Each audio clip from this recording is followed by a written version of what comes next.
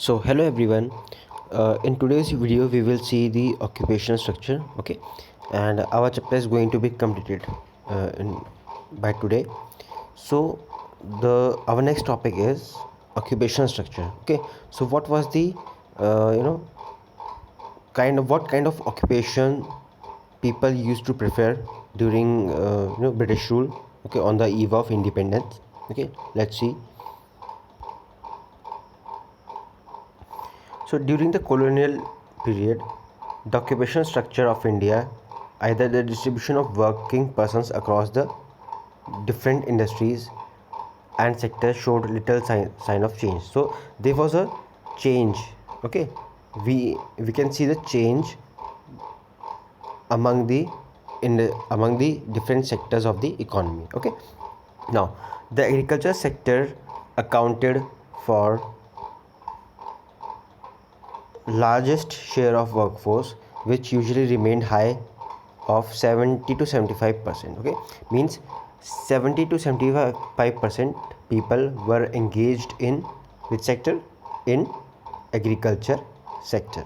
Okay, and while manufacturing and service sector accounted for only 10 and 15% respectively. So in manufacturing sector, how many people were engaged?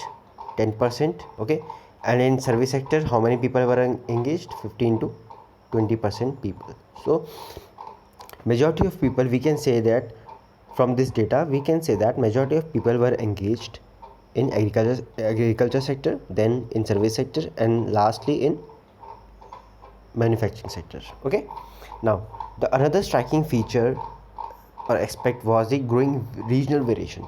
So there was regional variation also, means in different parts of the country all people were not all people were not occupied in agriculture. Let's see what does it says. Parts of the then Madras presidency, okay, means that time it was Madras presidency, now it is divided into various states like Tamil Nadu, Andhra Pradesh, Kerala, Karnataka, Bombay and Bengal witnessed a decline in dependence of workforce on agriculture sector. Means people who used to work in agriculture sector, they shifted from agriculture to manufacturing and service sector in these states. Okay, however, on the at the same time in different region, okay, region of Odisha, Rajasthan and Punjab, there had been an increase in share of workforce in agriculture sector during the same time. Means at the same time in southern states, in Tamil Nadu, Kerala, Karnataka, more people were shifting from agriculture to service sector or manufacturing sector. Okay, but here in western states or northern states, people uh, were shifting from where people were depending more on agriculture sector. Okay, so this was the occupational structure during the colonial period. Okay, now we will see the infrastructure. How was the infrastructure under colonial regime? Basic infrastructure such as railway, ports, water transport, okay, post office and the telegraph did develop. Okay, so these things developed during the British rule. Okay, we all know that. However, the real motive behind this development was not to provide basic amenities. Okay, so Britishers developed these things, these infrastructure, but the real motive was not to provide the facilities, but their colonial interest. Okay, so how? Let's see. Road constructed in India prior to the advent of British rule were not fit for modern transport. Okay, roads were not properly built. It was imbalanced road, kacha road. Okay, the roads that were built primarily served the purpose of mobilizing the army within India and drawing out the raw materials from countryside to the nearest railway station. Okay, so roads which were built by the Britishers were used for mobilizing the for transferring the army from one place to another, which was easier. Okay, and for drawing out materials from the interior to the outer part of the country, so that can be sent to the ports, that can be sent to the England, okay, or other destinations. So this was the motive of developing the roads and railways by the British. Okay, so there always remained an acute shortage of all weather roads to reach out the rural areas during rainy season.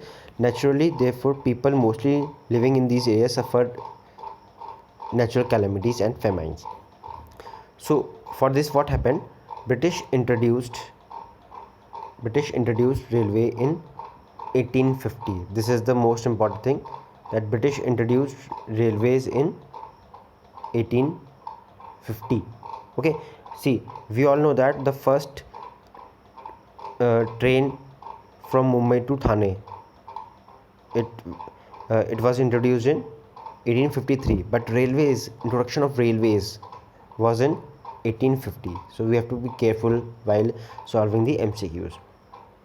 Okay, and this is considered the most important contribution by the British. Okay, the railway affected the structure of the Indian economy. Okay, obviously it affected the Indian economy. How? Let's see.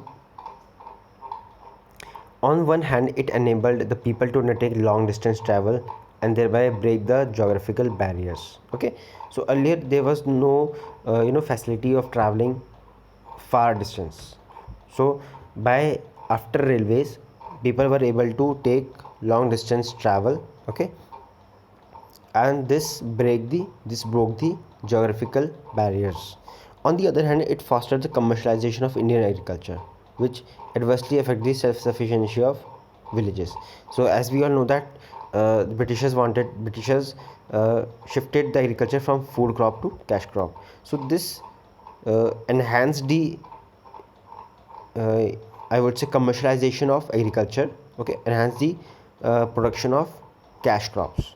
More cash crops were grown, that and cash crops were easily transferred to other areas of the India. Okay, the volume of India's export undoubtedly expanded, but its benefits rarely accrued by the Indian people. So export increased. Okay, but the benefit of those exports were not uh, benefit those exports didn't benefit the Indian people. Okay, the social benefits which the Indian people gained owing to the introduction of railways were thus outweighed by the country's huge economic loss. So on one hand, because of railways, people gained the you know social benefits. Okay, but uh, this social benefit was countered or cancelled out by the country's huge economic loss. Okay, so on one hand, this infrastructure development was a good thing for India, but on the other hand, this infrastructure development was the bad thing for the country as well. Okay, so this was about the uh, the different sectors during the British rule. Okay, so in next video we will see you can solve these questions from here. Okay, and in the next video we will see the second chapter.